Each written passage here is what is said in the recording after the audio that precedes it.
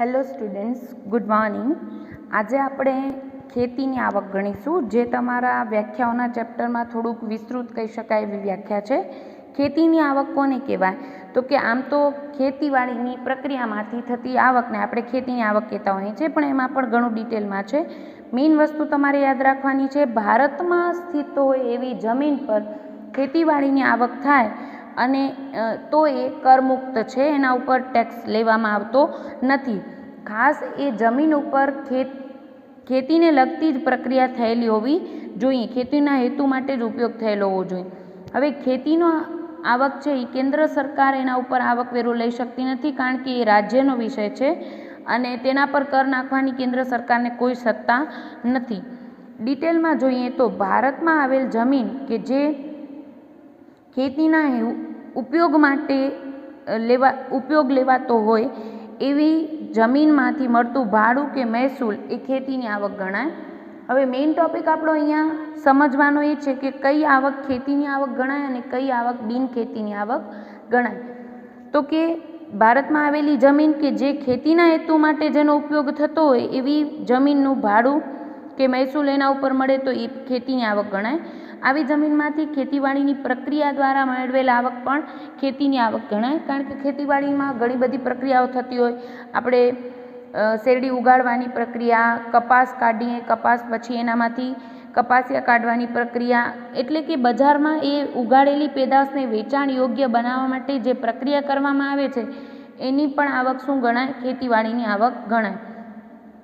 પછી ખેતી ઉપર મકાન, ખેતી વિષયક મકાન હોય, ફાર્મ હાઉસ આવેલું હોય તો એ અમુક શરતોને આધીન એ ખેતીની આવકમાં ગણાય. દાખલા તરીકે એક મકાન જે ફાર્મ હાઉસ હોય એ ખેતીની જમીન પર અથવા તો તેની તદ્દન નજીક આવેલું હોવું જોઈએ અને તેનો ઉપયોગ રહેવાના મકાન તરીકે અથવા ગોડાઉન તરીકે થતો હોવો જોઈએ. કમ્પલસરી ફાર્મ હાઉસ રહેવા માટે અથવા તો ખેતીવાડીની પેદાશ રાખવા માટે ગોડાઉન તરીકે એનો ઉપયોગ થતો હોય તો જ એ ખેતીની આવકમાં ગણાય.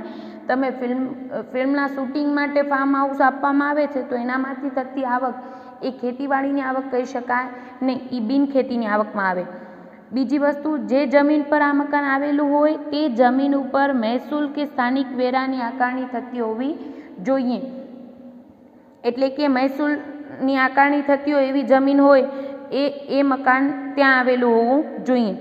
જો આ જમીન પર જમીન મહેસૂલ કે સ્થાનિક વેરાની આકારણી ન થતી હોય તો એ પર્ટિક્યુલર મર્યાદામાં આવેલું હોવું જોઈએ. દાખલા તરીકે આ યાદ રાખશો, તે જમીન પાછલા વર્ષની શરૂઆતની તારીખમાં છેલ્લામાં છેલ્લી જે વસ્તી ગણતરી હોય એ પ્રમાણે 10,000થી ઓછી વસ્તીવાળા શહેરમાં આવેલી, ઓછી વસ્તીવાળી જગ્યાએ આવેલી હોવી જોઈએ.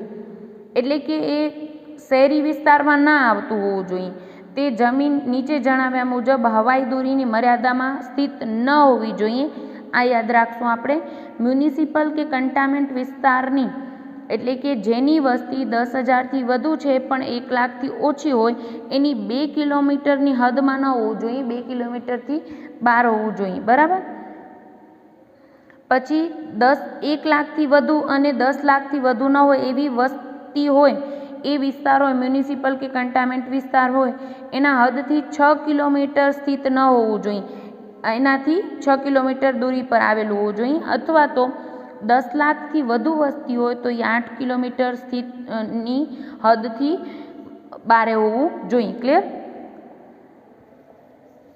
હવે મેઇન વસ્તુ શું છે કે 10,000થી વધુ પરંતુ 1 લાખથી ઓછી વસ્તીવાળી કન્ટેનમેન્ટ ઝોન કે કન્ટેનમેન્ટ વિસ્તારની હદથી 2 કિલોમીટરમાં આવેલું હોય, ખેતીની જમીન સાથે સંકળાયેલ હોય તો એ કરપાત્ર ગણાય, નહીંતર એ ખેતીની આવક ગણાય. એટલે યાદ રાખવાનું છે આપણે, 10,000થી વધુ પરંતુ 1 લાખથી ઓછી વસ્તીવાળું હોય કન્ટેનમેન્ટ ઝોન કે મ્યુનિસિપલ તો એ વિસ્તારની 2 કિલોમીટરની હદથી બારે હોવું જોઈએ. પછી 1 લાખથી વધુ પરંતુ 10 લાખથી ઓછી વસ્તી હોય તેવું મ્યુનિસિપલ કન્ટેનમેન્ટ ઝોન હોય તો એની 6 કિલોમીટરની હદથી બારે હોવું જોઈએ. અને 10 લાખથી વધુ વસ્તી ધરાવતો મ્યુનિસિપલ કે કન્ટેનમેન્ટ વિસ્તાર હોય તો એની 8 કિલોમીટરની રેન્જથી બહાર હોવું જોઈએ, તો જ એ ખેતીવાડીની આવક ગણાય, નહીંતર એ બિન ખેતીની આવક ગણાશે. આ મેઇન મુદ્દાના તારવીએ તો આપણે એમ કહી શકીએ કે ભારતમાં આવેલ જમીનનો ખેતી માટે ઉપયોગ થતો હોય અથવા તેમાંથી મળતું ભાડું હોય તો આપણે એને ખેતીની આવક કહી શકીએ. બીજું, ભારતમાં આવેલ જમીનની ખેતીની આવકમાંથી એટલે ખેતીની પર્ટિક્યુલર વસ્તુની ઉપજ કે એની પ્રોસેસિંગમાંથી થતી કોઈ આવક હોય તો એ પણ આપણે ખેતીની આવકમાં ગણશું. અને ખેતીની જમીન પર આવેલું મકાન હોય, ફાર્મ હાઉસ હોય તો એ મકાનમાંથી થતી આવક પણ શું ગણાય? ખેતીની આવક ગણાય. હા, એ મકાન આ પર્ટિક્યુલર રેન્જમાં આવેલું હોવું જોઈએ અને એ જો મ્યુનિસિપલ આકારણી ન થતી હોય, સ્થાનિક વેરાની આકારણી ન થતી હોય તો આ હદની બહાર આવેલું હોવું જોઈએ ને જો આકારણી થતી હોય જમીન મહેસૂલ કે સ્થાનિક વેરાની તો એ ખેતીની આવક ગણાશે. બીજું કે એ ખેતીની જમીનની તદ્દન નજીક આવેલું હોવું જોઈએ ને એનો ઉપયોગ રહેવાના મકાન તરીકે અથવા ગોડાઉન તરીકે થતો હોવો જોઈએ. ફિલ્માંકન માટે જો આ મકાન ભાડે આપવામાં આવે ફાર્મ હાઉસ તો એની આવક એ ખેતીની આવક ન ગણાય, બિનખેતીની આવક ગણાય અને તો એ કરપાત્ર ગણાય. કારણ કે ખેતીની આવકની કરપાત્રતા નક્કી કરવી હોય તો આપણે કહીએ છીએ ખેતીની આવક સંપૂર્ણપણે કરમુક્ત છે, બિનખેતીની આવક હોય તો એ કરપાત્ર ગણાય. ઇન શોર્ટ તમારે આ ચાર્ટ હાઇલાઇટ કરી દેવાનો છે. ખેતીની આવક કોને કહેવાય? તો કે ભાડું કે ઉપજ. કઈ ભાડું કે ઉપજ? તો કે તે જમીનમાંથી મળેલું હોવું જોઈએ, ખેતીની જમીનમાંથી ભાડું મળેલું હોવું જોઈએ, જમીન ભારતમાં આવેલી હોવી જોઈએ અને જમીનનો ઉપયોગ ખેતી માટે થતો હોવો જોઈએ. તો આ ત્રણ સંજોગો હોય તો જ એનામાંથી મળતી ભાડાની આવક એ ખેતીની આવક ગણાય. બીજું, આવી જમીનમાંથી મળેલી આવક કોઈ પ્રક્રિયાના આધારે તો કે ખેતીની પ્રક્રિયા દ્વારા આવક મેળવેલી હોવી જોઈએ અથવા જમીનમાંથી મળેલ પેદાશને બજારમાં વેચવા યોગ્ય બનાવવાની પ્રક્રિયા દ્વારા આવક મેળવેલી હોવી જોઈએ અથવા ખેડૂતે ખેત પેદાશના વેચાણમાંથી તે આવક મેળવેલી હોવી જોઈએ. પર્ટિક્યુલર મગફળીનો પાક હોય તો એને વેચાણ યોગ્ય બનાવવા અથવા કપાસનો પાક હોય તો એને વેચાણ યોગ્ય બનાવવા માટે થતી પ્રક્રિયા દ્વારા આવક મેળવેલી હોવી જોઈએ અથવા વસ્તુના રૂપમાં ભાડું મેળવનારે ખેત પેદાશના વેચાણમાંથી આવક મેળવેલી હોવી જોઈએ. હવે ત્રીજી વાત કરીએ, એક તો કાં તો જમીનમાંથી ભાડું મળ્યું હોય કાં તો આ જમીનમાંથી પર્ટિક્યુલર પેદાશ મળી છે એની પ્રોસેસિંગથી આવક મળી હોય અથવા ખેતીના સંબંધિત મકાનમાંથી એટલે કે ફાર્મ હાઉસમાંથી આવક મળી હોય તો કેવી રીતે મળી હોય તો એ ખેતીની આવક ગણાય? તો કે આ મકાન ખેડૂતની માલિકીનું હોવું જોઈએ અથવા તેના કબજામાં હોવું જોઈએ. એટલે ગણોતિયા હોય તો પણ એના કબજામાં હોય તો એના માટે ખેતીની આવક ગણાય. તે મકાન ખેતીની નજીકની ઉપર ખેતીની જમીનની ઉપર અથવા તેની નજીક આવેલું હોવું જોઈએ. તે રહેઠાણ તરીકે, ગોડાઉન તરીકે કે અન્ય રીતે એ ઉપયોગી હોવું જોઈએ. રહેઠાણ તરીકે અથવા તો ગોડાઉન તરીકેનો ઉપયોગ થતો હોવો જોઈએ. તે જમીન પર જમીન મહેસૂલ કે સ્થાનિક કરવેરાની આકારણી થતી હોવી જોઈએ અને જો આકારણી ન થતી હોય તો પર્ટિક્યુલર આપણે જે રેન્જ જોઈએ એ રેન્જમાં હોવું જોઈએ. 10,000થી 1 લાખની વસ્તી ધરાવતો શહેરી વિસ્તારની 2 કિલોમીટરની હદમાં ન હોવું જોઈએ. 1 લાખથી વધુ પરંતુ 10 લાખથી ઓછી વસ્તીવાળા કન્ટામેન્ટ વિસ્તારની 6 કિલોમીટરની હદમાં ન હોવું જોઈએ અને 10 લાખથી વધુ વસ્તીવાળો જો કન્ટામેન્ટ ઝોન હોય તો એના 8 કિલોમીટરની હદમાં ન હોવું જોઈએ. તો જ આ મકાનમાંથી મળતી આવક ખેતીની આવક ગણાય. હાઇલાઇટ કરી નાખજો. આ ટેબલમાં આગળના આપણે અત્યાર સુધી જોયું એ મેઇન ટોપિક બધા અહીં આવી જાય છે. ક્લિયર? હવે વાત કરીએ જમીનમાંથી મળતા ભાડાની આવકને આપણે ક્યારે ખેતીની આવક કહી શકીએ? તો કે જમીન માલિક પોતે ખેતી કરતો હોય એ જરૂરી નથી, અન્યને ખેતી કરવા માટે ભાડે આપે તો પણ એ જમીનનો માલિક એ હોવાથી એનામાંથી મળતું ભાડું એ ખેતીની આવક ગણાય. એટલે ભાડું કે મહેસૂલ મેળવનાર જમીનનો માલિક હોવો જરૂરી નથી. ગણોતિયો હોય તો પણ જે મુખ્ય ગણોતિયાને જે પેટા ગણોતિયો ભાડું આપે એ પણ ખેતીની આવક જ ગણાય. બીજી વસ્તુ, ખેતીમાંથી મળેલી આવક એટલે કે પ્રોસેસિંગથી પ્રક્રિયાથી ખેતીની પ્રક્રિયા કોને કહેવાય? તો કે ભારતમાં આવેલી જમીનની ખેતીમાંથી મળેલ આવકને ખેતીની આવક કહીએ. પરંતુ ખેતીવાડીની પ્રક્રિયા કોને કહેવાય એ અંગે કાયદામાં કોઈ સ્પષ્ટતા નથી, પણ આપણે એમ પ્રાથમિક અર્થ કહીએ તો એમ કહી શકાય ખેતીની પ્રક્રિયા કોને કહેવાય અને ખેતીની પ્રક્રિયા કોને ના કહેવાય? તો કે ખેતરનું ખેડાણ, બી વાવવા, ક્યારા બનાવવા, છોડ ઉછેરવા વગેરે એ પ્રાથમિક કાર્યો છે. એના દ્વારા જે આવક થતી હોય, છોડ પર્ટિક્યુલર ઉગાડવા, વાડ કરવી, ખોદકામ કરવું, આ બધા પ્રાથમિક કાર્યો કહી શકાય. એટલે એના દ્વારા જે આવક થાય એને આપણે ખેતીવાડીની આવક કહીશું. ખેતીની પેદાશમાં અનાજ ઉપરાંત શાકભાજી, ફળ, બગીચાની પેદાશ, ઘાસચારો, પાન, તમાકુ, શણ, મગફળી વગેરે બધાનો સમાવેશ થઈ શકે. પણ આવા કાર્યો છોડ ઉખેડવાના, ખોદકામ કરવાના, પર્ટિક્યુલર વાડ કરવી, ખેડાણ કરવું, બી વાવવા, ક્યારા બનાવવા વગેરે જે પ્રાથમિક કાર્યો છે એના દ્વારા જે આવક થાય એ શું કહેવાય? ખેતીવાડીની આવક ગણાય. કારણ કે ખેતી એ પેદાશ ઉગાડવા માટે જે પ્રક્રિયા કરી હોય એ ખેતીની આવક ગણાય. પણ આપમેળે ઉગી નીકળે પર્ટિક્યુલર કોઈ વસ્તુ અને એનું વેચાણ કરો છો તો એ ખેતીની આવક ગણાય નહીં. જંગલની ઉપજમાંથી એવી વસ્તુઓનો સમાવેશ થાય છે જે ઉગાડવા માટે પ્રાથમિક પ્રયત્નો કરવામાં આવ્યા ન હોય તો એ ખેતીવાડીની આવક ગણાય નહીં. બીજું, ખેતીવાડીની કંપની પોતાના નફામાંથી શેરહોલ્ડરને ડિવિડન્ડ ચૂકવે તો એ પણ શેરહોલ્ડરની દ્રષ્ટિએ કાંઈ ખેતીવાડીની આવક ગણાય નહીં. એટલે કઈ આવક ખેતીવાડીની આવક ગણાય અને કઈ ખેતીવાડીની આવક ન ગણાય એ સ્પષ્ટ હોવું જોઈએ. પ્રાથમિક કાર્યો, ખેતીને લગતા કાર્યો કરીને જે આવક મેળવવામાં આવે એ ખેતીવાડીની આવક છે. જ્યારે આપમેળે ઉગી નીકળતા ઘાસને વેચીને કે તમે પોતે ઉગી નીકળ્યું હોય એના માટે તમે કોઈ પ્રયત્નો ના કર્યા હોય અને એમાંથી કોઈ આવક મળે છે તો એ બિન ખેતીની આવક ગણાય. તેમજ ખેતીવાડીની કંપની હોય તો એ પોતાના શેરહોલ્ડરોને ડિવિડન્ડ ચૂકવે તો એ શેરહોલ્ડર કાંઈ ખેતીવાડીની પ્રયત્નો કર્યા નથી એટલે એના માટે જે ડિવિડન્ડ સ્વરૂપે આવક મળે છે એ ખેતીવાડીની આવક ગણાય નહીં. બીજું, ખેતીની પેદાશમાંથી પ્રોસેસિંગ કરવાથી મળેલી આવક કોને કહી શકાય?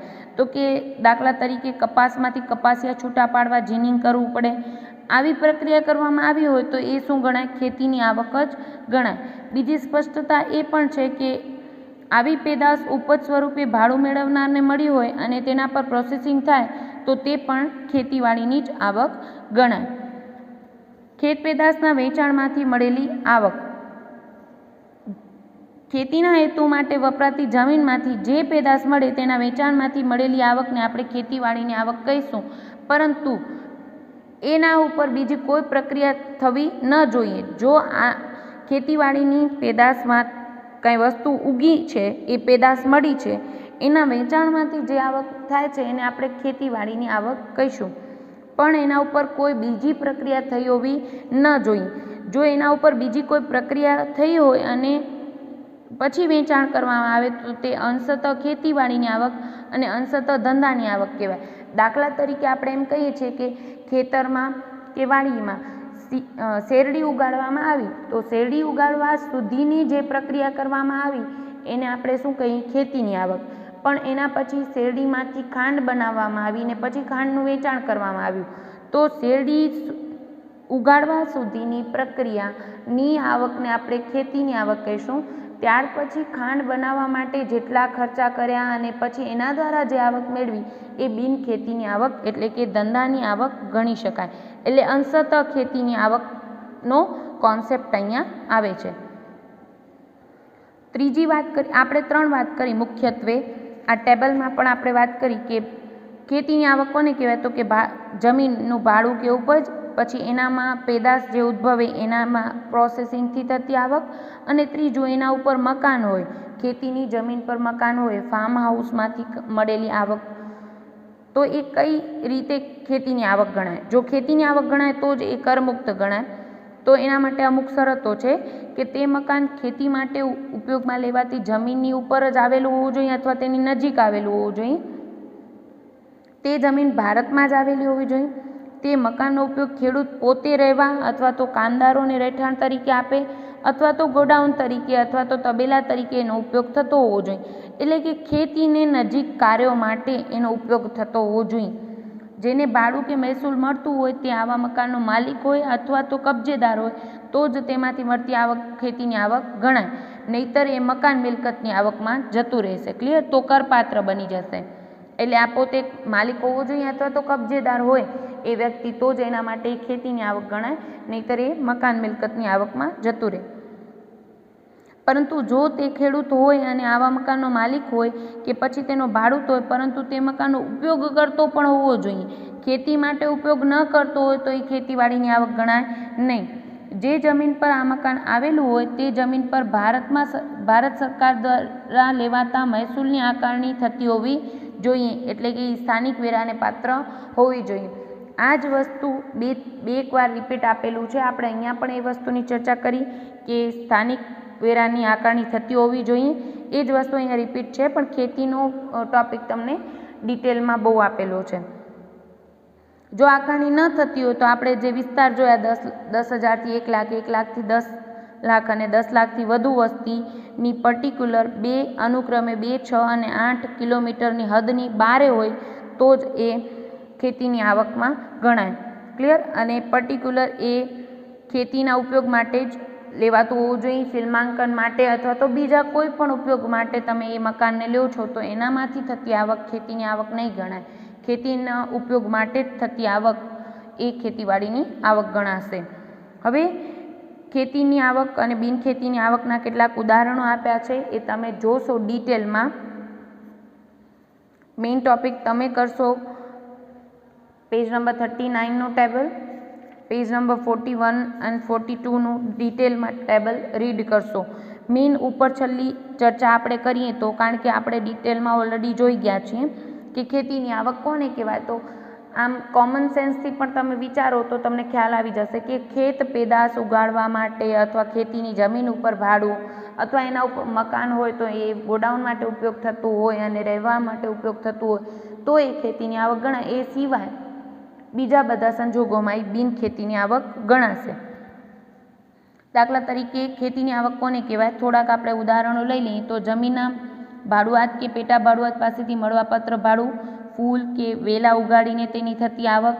પછી ખેતીની કામગીરી કરતા પેઢીના ભાગીદારને તેની મૂડી પર વ્યાજ મળે, કારણ કે ખેતી 2-3 ભાગીદાર દ્વારા થતી હોય તો એ પોતાની મૂડી લાવીને ખેતીની જે પર્ટિક્યુલર બિયારણ કે લેવા માટે પોતાની મૂડી લાવ્યા હશે તો એ ખેતીને લગતી જ પ્રક્રિયા માટે મૂડી લાવ્યા છે ને એના મૂડી ઉપર વ્યાજ અપાય તો એ ખેતીની આવકમાં ગણાય છે. ટીક કરજો. પુનઃસ્થાપિત વૃક્ષના વેચાણની આવક, ખેતીની કામગીરી કરતી પેઢીના ભાગીદારને મળતો પગાર કે નફામાં ભાગ. આ ઉપરાંત અતિવૃષ્ટિથી ચાના બગીચાને થયેલ નુકસાન માટે વીમા કંપની વળતર આપે તો એ પણ ખેતીની આવક ગણાય. જંગલની જમીન પર આપોઆપ ઉગેલ છોડ વગેરેને પશુઓને ચરાવવા માટે છૂટ આપવાથી વસૂલ કરેલ ફી. આ ટીક કરજો, કારણ કે જનરલી આપોઆપ ઉગી નીકળે એના માટે થતી આવક એ ખેતીવાડીની આવક ગણાતી નથી, પણ અહીંયા ટીક કરજો. આમાં કીધું છે કે એના માટે જો પશુઓને ચરાવવા માટે છૂટ આપીને એમાંથી કોઈ વસૂલ કરેલ ફી હોય તો એ ખેતીની આવક ગણાય. ગોલ્ફનું મેદાન હોય તો એના ઉપર ઘાસ ઉગાડીને આપણે ગોલ્ફ માટે રમવા માટે આપીએ તો એ વેચાણમાંથી થતી આવક પણ ખેતીની આવક છે. નર્સરીમાં ઉગાડેલ છોડ કે ક્યારા માટે વેચાણની આવક, માલબારી લીવ્સને ઉગાડવાની આવક, બિયાના વેચાણની આવક, બાંબુ ઉગાડીને થતી આવક કે ખેતરના માલિક કે એ ખેતર ભાડે આપીને જેવું આવક મેળવી હોય એ ખેતીની આવક ગણાય. બિનખેતીની આવક બહુ ડિટેલમાં છે અને આને લગતું ઉદાહરણ આપણે એક ભણશું, એટલે હું આ વસ્તુ પર ખાસ ધ્યાન રાખજો કે બિનખેતીની આવક કોને કહેવાય, તો કે જમીનમાંથી મેળવેલ અમુક આવકો છે જે ખેતીની આવક નથી ગણાતી. દાખલા તરીકે ખાણોની રોયલ્ટીની આવક અથવા પથ્થરની ખાણની આવક, માછલા પકડવાની, એટલે ખેતીને સંલગ્ન ઉદ્યોગોમાંથી જે આવક થાય છે એ બિનખેતીની આવક ગણાય છે. દાખલા તરીકે માછલા પકડવાના થતી આવક, ઈંટો બનાવવા માટે માટીના વેચાણની આવક. ખેતીની માટી વેચી પણ એ ખેતીને લગતી પ્રવૃત્તિ નથી તો એ ખેતીની આવક ગણાય નહીં. સિંચાઈના હેતુ માટે પૂરા પાડવામાં આવતા પાણીમાંથી થતી આવક હોય. પછી ડેરી ઉદ્યોગ, પોલ્ટ્રી ફાર્મ વગેરે જેવા ઢોર ઉછેરના પ્રવૃત્તિમાંથી થતી આવક, એટલે ખેતીને સંલગ્ન ઉદ્યોગો છે, ખેતી નથી, એટલે એ બિનખેતીની આવકમાં ગણાય. જંગલમાં આપમેળે ઉગી નીકળેલા વૃક્ષોમાંથી થતી આવક શું છે, બિનખેતીની આવક, પણ એ વૃક્ષોમાં પશુઓને ચરાવવા માટે છૂટ આપવાથી કોઈ ફી વસૂલ કરી હોય તો એ ખેતીની આવક ગણાશે. એટલે આ ખાસ ધ્યાન રાખજો. 7th topic. પછી છે ખેતીવાડી ફાર્મના મેનેજર તરીકે મળતી આવક. એ પણ મેનેજર તરીકે એની પર્ટિક્યુલર નોકરીની આવક થઈ જાય, ખેતીની આવક ગણાય નહીં. પછી ખેતીવાડી પરદેશમાંથી મળેલી ખેતીની આવક હોય તો એ બિન ખેતીની આવકમાં ગણાશે, એટલે કે એ કરપાત્ર ગણાશે. ભારતમાંથી મળેલી ખેતીની આવક એ કરમુક્ત છે. ખેતીવાડીનો ધંધો કરતી કંપની પાસેથી મળેલ ડિવિડન્ડ એ પણ બિનખેતીની આવક ગણાશે. ઊભી ફસલ ખરીદીને વેચવાથી થતો નફો તેમજ ખેતીવાડીની જમીનના બાકી ભાડા પર મળતું વ્યાજ. આપણે ખેતીવાડીની જમીન ઉપર જે ભાડું ઉઘરાવીએ છીએ એ આપણું ખેતીની આવક છે, પણ એ ભાડું જો બાકી રહે તો બાકી ભાડા ઉપર જે વ્યાજ વસૂલવામાં આવે એ બિનખેતીની આવક ગણાય. વ્યાજની આવક અન્ય સાધનોના શીર્ષક હેઠળ કરપાત્ર ગણાય. ખેતીવાડીની આવક ગણાય નહીં. અન્ય દળવાની ઘંટીની જગ્યા અને લાકડું સ્ટોર કરવા માટે ભાડે આપેલ જમીનનું ભાડું હોય. દરિયાના પાણીમાંથી બનાવેલ મીઠાના વેચાણનો નફો હોય. કારણ કે ખેતીને સંલગ્ન કહી શકાય એ બધા, પણ ખેતીની આવક નથી. નાણાં ધીરનારને વ્યાજની રકમ ખેતીની પેદાશના રૂપમાં મળે તો તે આવક પણ બિનખેતીની આવક ગણાય. આ ઉપરાંત ડિટેલમાં તમે જોશો, પણ મેઇન ટોપિક લઉં તો ખેતીની જમીન પર વખતો વખત હંગામી ધોરણે મેળા કે બજારના આયોજનનું જો કોઈ થતું હોય એના માટે આવક થતી હોય, અથવા તો ફાર્મ હાઉસનો ફિલ્મના હેતુ માટે ઉપયોગ કરવા બદલ મળતી આવક હોય. પછી ભાડુઆત વતી ખેતીની પેદાશનું વેચાણ કરાવી આપવા માટે જો કમિશન મળે, વેચાણ કરાવી આપવા માટે લેવાતું કમિશનની આવક ખેતીની આવક ન ગણાય. ખેતીની જમીનમાંથી ફેરબદલીના આવેજમાંથી મળતી વર્ષાસનની રકમ. જંગલમાં આપમેળે ઉગી નીકળેલ ઘાસ, ફળ કે ફૂલ હોય તો એના વેચાણમાંથી થતી, કારણ કે એના માટે પ્રાથમિક પ્રયત્નો નથી કર્યા તમે, એટલા માટે બિનખેતીની આવક. માલબારી લીવ્સ ઉગાડીને રેશમના કીડાનો ભોજન માટે ઉપયોગ હોય જેથી સિલ્ક કોકન્સ મેળવી શકાય તો આ આવક પણ ખેતીની આવક ગણાય નહીં. ક્લિયર? પણ માલબારી લીવ્સ જો ઉગાડવાથી થતી આવક હોય તો એ ખેતીની આવક ગણાય, પણ એના માટે જે ભોજન માટે કીડાનો મેળવી શકાય ને એની આવક આવે તો એ બિનખેતીની આવક ગણાશે. ક્લિયર? આને લગતું એક ઉદાહરણ છે તમારું, ઉદાહરણ 6 પહેલે લઈએ છીએ.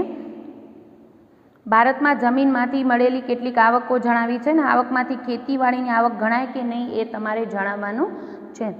1 by 1 લઈએ છીએ. ટૂંકમાં જ ઝડપથી જશું. મેઇન ટોપિક્સ તમારે આગળના 2 ટેબલ યાદ રાખવાના છે. પેજ નંબર 41-42 ઉપર અને મેઇન પેજ નંબર 39 ઉપર કે કયું તમારું આવક ખેતીની આવકની વ્યાખ્યામાં આવે છે. ઉદાહરણ 6, ખેતીના હેતુ માટે આપેલ જમીનના બાકી ભાડાનું વ્યાજ. હમણાં જ વાત કરી કે ખેતીની જમીન ભાડે આપી હોય તો એ ભાડાની આવક એ ખેતીની આવક ગણાય, પણ એ બાકી ભાડું હોય એના ઉપર વ્યાજ લેવાય તો એ બિનખેતીની આવક ગણાય, એટલે કે ખેતીની આવક ગણાશે નહીં.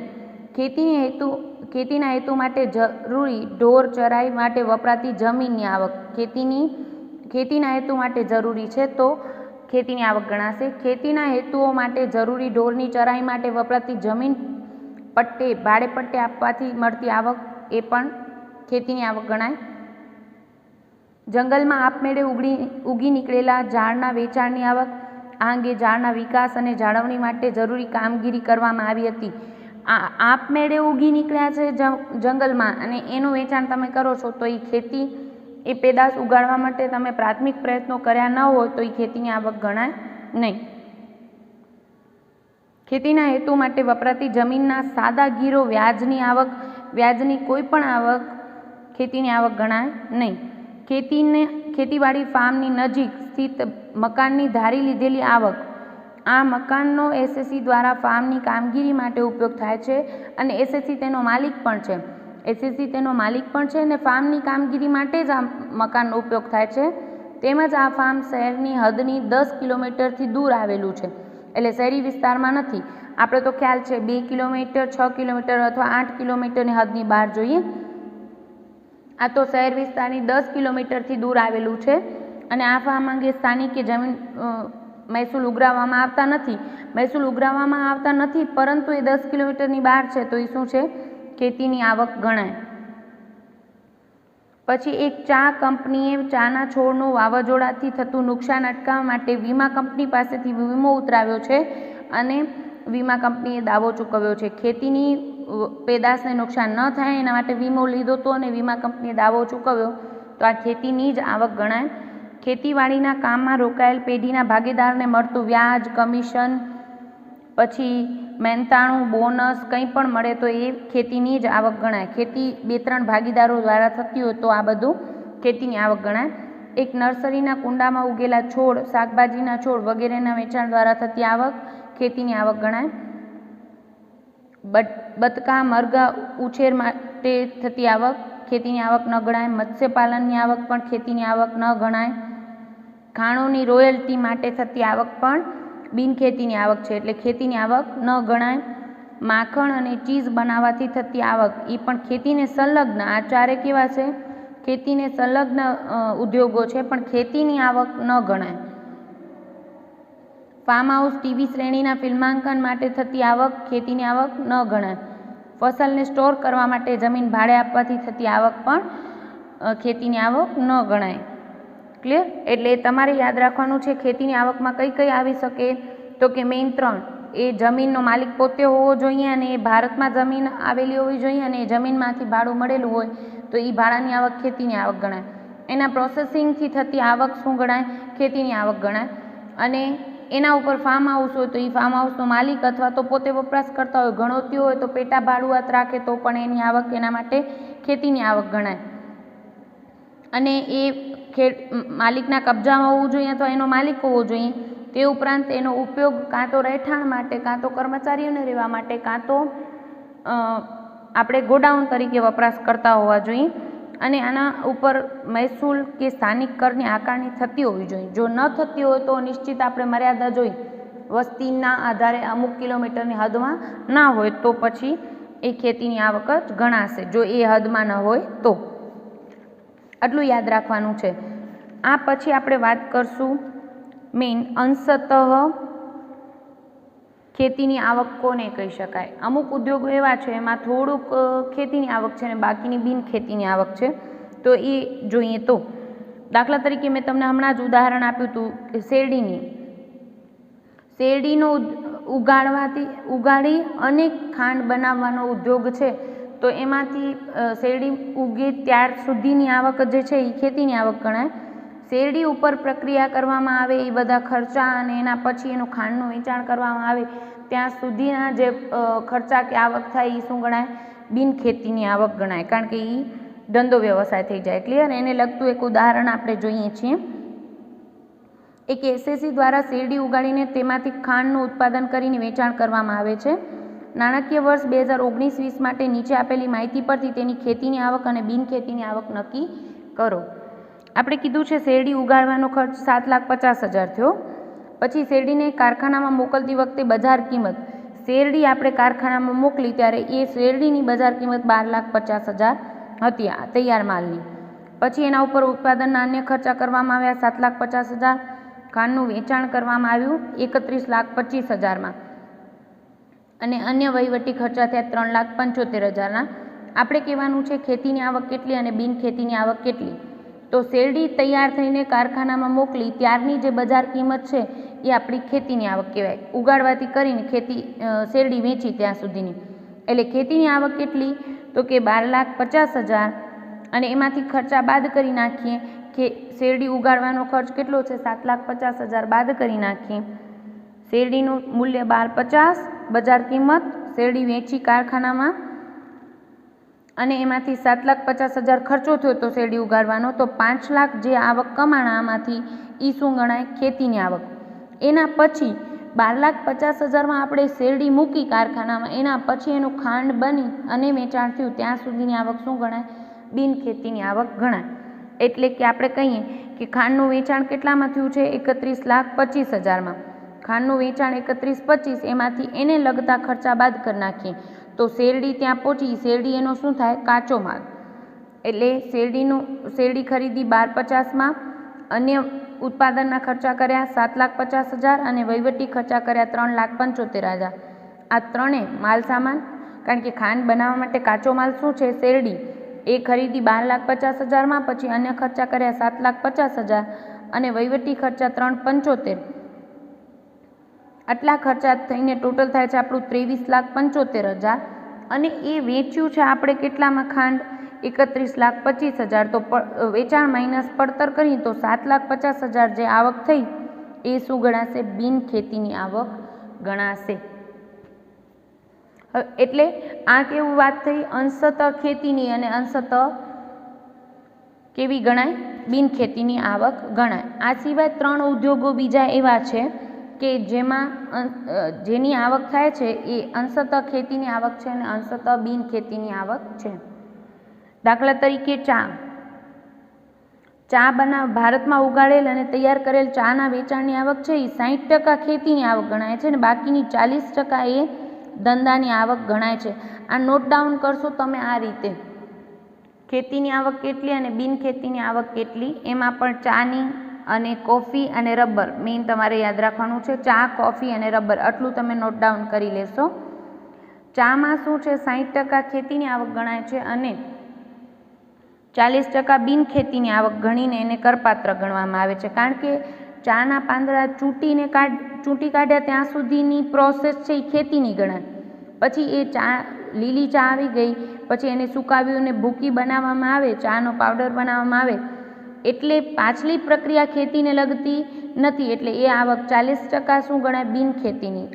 આગળની 60% એ ખેતીની આવક ગણાશે.